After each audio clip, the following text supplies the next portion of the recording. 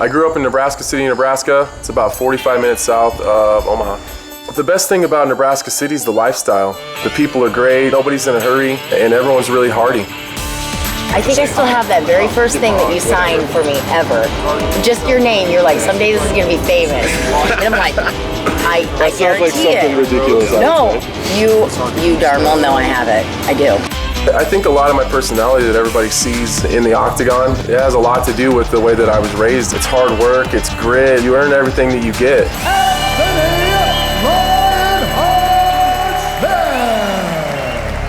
After high school, when I was done playing football and wrestling, I was kind of a lost ship. I was just kind of floating around, not knowing where I was going to go, and stumbled across MMA, and it changed my life completely.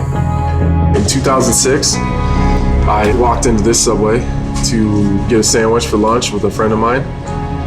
Got our sandwich, got to the point where it was time to pay, and looked down, and there was a really crudely made flyer for an amateur fight night in Omaha. Didn't have a whole lot of information on it. It said the date, the location, the time that it started, the doors open, and kind of the ticket price, but that was about it. I didn't really know anything about it, so I just told my friend, like, I'm gonna go do this.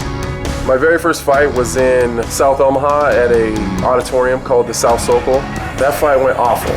I got caught in an armbar, and I didn't know how to tap. I was so inexperienced in any kind of martial art or fight sport that I didn't know what I was doing.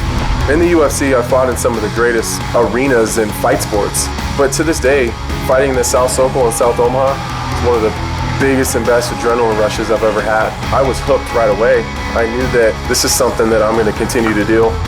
After my third or fourth fight is when I decided I should probably start training. Things started clicking almost immediately, and I went on a long win streak through my amateur career, and that's when the talks of turning professional really started coming up. I think ahead of me is a lot more spectacular wins. I think that there's a world championship that's almost in my grasp. Had I not walked into that Subway and seen that flyer, none of this would be possible.